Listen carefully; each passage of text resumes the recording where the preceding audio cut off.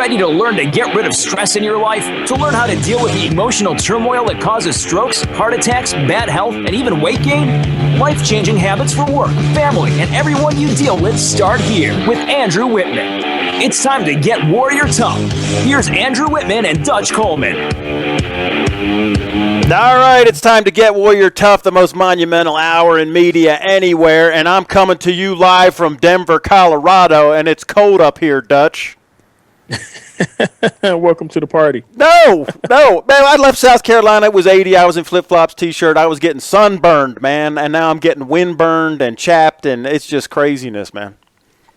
Well, I'll tell you, I got to be honest. It was about 70 degrees up here in PA, so I felt really good today. The kids are playing outside without jackets on, so well, you rubbing it in. It was it was a virtual heat wave up here. All right. Well, I probably deserve that because I've been giving you a bunch of junk all winter. About it. Hey, guys, if you want to get in on the conversation on Twitter, use the hashtag GetWarriorTough, and Dutch is at the Dutch Coleman. I'm at WarriorToughPhD. If you want to call on the show tonight, it's 855-856-1380, 855-856-1380. Dutch, there's just so much stuff going on, but I want to, I haven't been to Denver in a long time, and the last time I was here, I think was in like 2002. And we were doing some political fundraisers when I was on some of my mentors' details, and some of the folks that I protected there. We stopped with them, and so it was different. It was cool. Now this time the airport is actually working. The last time I was here, there was something with the baggage claim, and you had to go halfway to like Nevada to get your bags or whatever. But it's working now, so that was good. And then, I was on Quark Show on WCCP today from Denver, and he asked the question about the Rockies, how come they couldn't win 100 games or whatever. So I was with my client, and they took me up on the top of one of their buildings, and it's this skyscraper. It's right across the street from the Ritz-Carlton, and 2 blocks away is Coors Field. So I'm like taking a picture. I'm trying to get a picture for Quark because I'm going to tweet it out. And I look down, and like 1 block away from Coors Field is this 1-800 medical marijuana, raw sign, and it's this store. It's like right on this corner, surrounded by all these huge high rises. There's like this little store, right? And it's you would think it would be like a liquor store or 7-Eleven. No, it's a marijuana store, right? So I took a picture of that and I tweeted it out to Quark and I said, this might be a clue as why they can't win 100 games. Not hashtag Get Warrior Tough, right? So it was just pretty crazy, man. I've heard about it, but just to see it a block away from the stadium, man, I don't know. I tell you what, I wonder how the NFL feels about that whenever they roll into town and coming to visit the Broncos, because the executives got to come into town and check out one of the member organizations, and they roll up down the street from the stadium and they see that and they know they're testing the guys. Or how about the guys on their way to test the guys? I don't know, man. But I know Peyton, it's been good for Peyton Manning's, pizza businesses, because everybody – and listen, there's a lot of taco joints around here too, man. I'm just saying they're open all night. But whatever. That's, neither here nor there. But it's been great. Yeah, no, it's a beautiful city. And I'm telling you, there's construction everywhere. This place is booming. I mean, there's like cranes, these giant cranes everywhere. There's building everywhere. It's like a boom town. And it's really cool. And I went by Sports Authority Field. Now, listen, here's the big story out here. And I know we're not supposed to get into sports, but the whole city's like a buzz with this, right? So last Monday, they lose the greatest quarterback of all time, Peyton Manning. He retires, right? By Wednesday, they lost his backup, Osweiler, right? And by Saturday, they made a trade. The great John Oil makes a trade for Mark Sanchez. The whole city's like freaking out, man. Beautiful. I'm loving it. Yeah. So he's not looking like the genius that he was last season. And Elway, so we'll see how that works out. Love you, John. Mean it. But that kind of rolls us into this first question. We got some questions this week. And one of them was somebody asked me, hey, Andrew, how can I tell if I'm failing or succeeding? How could I tell if I'm failing or succeeding? And so that, if that was John Elway asking me that, which he didn't, but, that would be apropos to that. How could I tell if I'm failing or succeeding? But I'll let you take first whack at that, Dutch. What do you think, man? How can somebody tell if they're failing or succeeding? Well, the first thing, and I'll use John Elway as an example also, what was your target when you signed Mark Sanchez? What were you trying to accomplish? Were you trying to get a warm-bodied backup in there until you figured out the starting situation? Now, see, but I see this in corporate too. Now, listen, I know I shouldn't have put us in the sports thing, but that's a great. I see this in corporate. Now, listen, I was out here and we're interviewing candidates for leadership positions, managerial positions.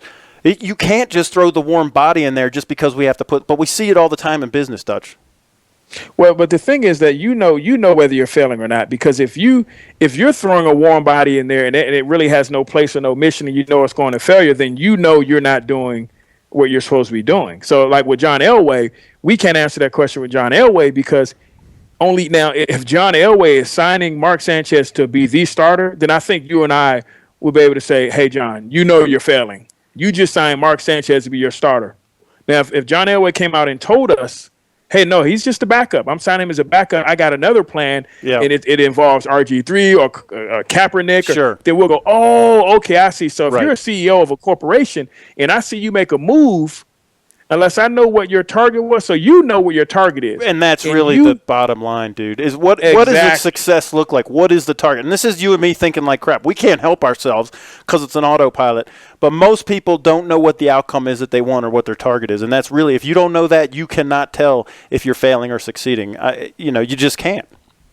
Now, people think they do, but see, the thing is that we always talk about is, man, it's specific. It's not in general. You don't say, I want to be good. Well, what is that? What does good look like? I want to be great. Well, what does great look like? Right. So when you make a decision as a head of a corporation and they have this target, it can't be a general target. It has to be specific because everything matters. Every decision matters.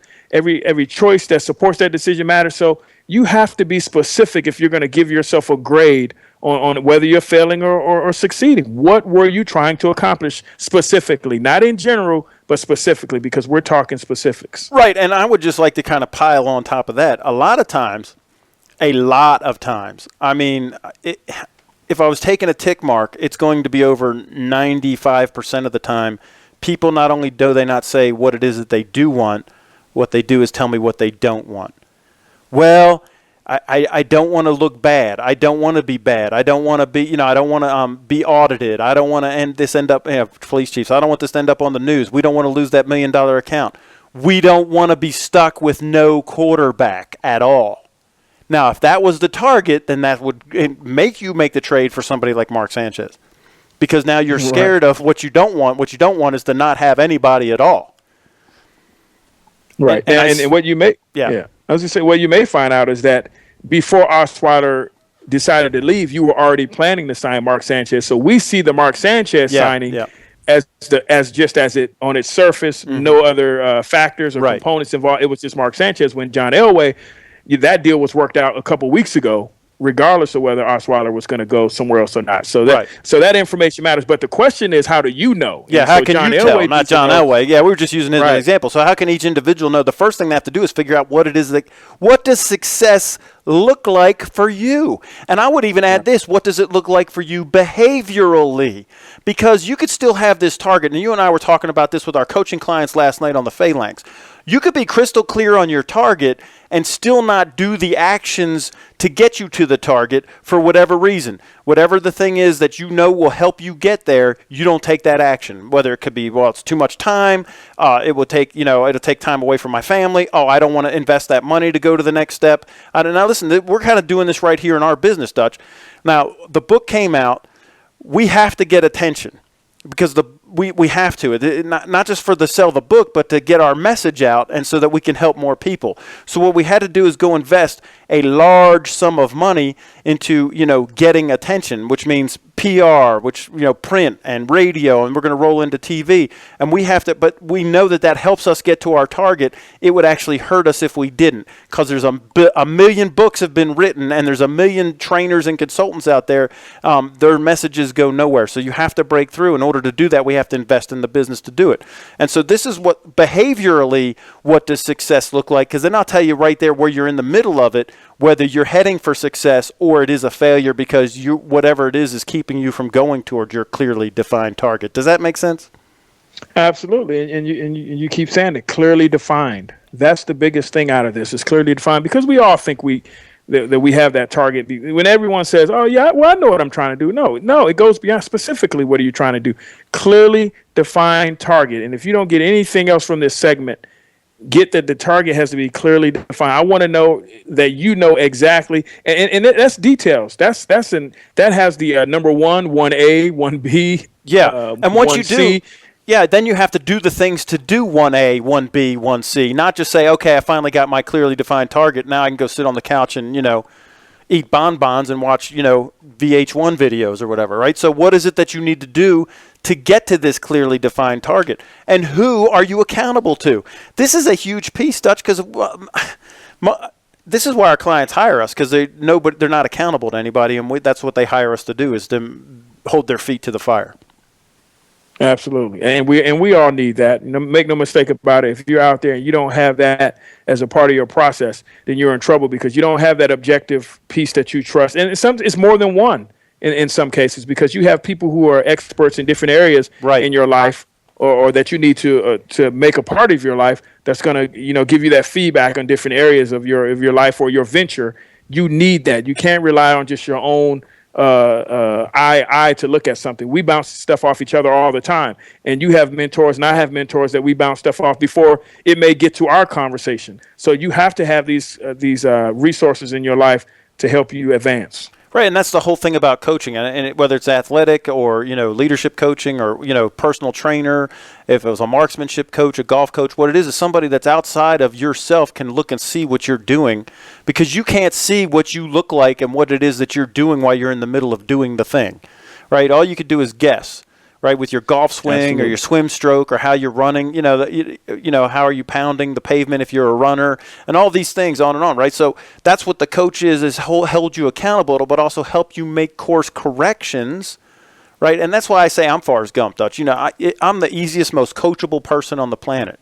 If I come to you and I ask you for advice, I just take it, because I wouldn't even come and ask you for it if I wasn't ready to take it. And that's the other piece of this thing, success or failure. If you're going to get coaching, then you just got to take it. Otherwise, if you're going to push back and, I already tried that, no, that's not working. Why are you even have a coach then? Why would you even have one? That leads me to this, because I can hear some people saying, well, I'm not just because I hear the advice doesn't mean I have to take it. Well, first of all, you shouldn't be trying to take any advice or even asking for any advice from someone that you wouldn't completely take advice from. Right. So if somebody who's not an expert, then you don't need to be asking them the question, because you don't need to be asking yourself, should I take this advice? And it is true that you can consider from different sources, and you kind of package it the way that you want to package it from the different places. But the point is beautiful what Andrew made. You're going to have to take the advice. If you trust this person enough to ask, again, don't ask someone you don't trust that is fully capable to give you a great solution. Don't ask them. So if you do, in fact, ask this person, then be prepared to take the action and move forward in that advice. Because this is what happens, Dutch, over and over again, right? This is what happens. I mean, I've been doing this a lot of years. People, when they come to me and they're asking for advice, they're not really asking for advice. What they're asking for is validation, and they want me to pat them on the back and say, oh, no, you're doing fine. Don't worry about it, baby. They're not asking for a course correction. What they're looking for is somebody to affirm that this screwed up action that you're taking is just fine. You just keep doing that. You're okay. And that's really what people are looking for. And so if you're at that spot, let me tell you, you're failing. That's not succeeding. That's failing. I always say they're looking for permission to do what they already want to do. Yeah, that's exactly right. I mean, it's just, so yes, if you want to know what is it that behaviorally you need to do, who are you accountable to, and what are those things that you need to be doing to get to where you got to go after you have clearly defined your target. All right. I am a little cranked up tonight, Dutch, but that's all right, man. It's this, it's the cold weather. I'm 2 time zones over, and, I'm surrounded with medical marijuana. Oh, my gosh. And, wonder why. Anyway. All right, so look, we're up on a break. So we'll be back in a little bit. Hey, if you want to call in, it's 855-856-1380. It's the Get Warrior Tough radio show with Andrew Wittman and Dutch Coleman.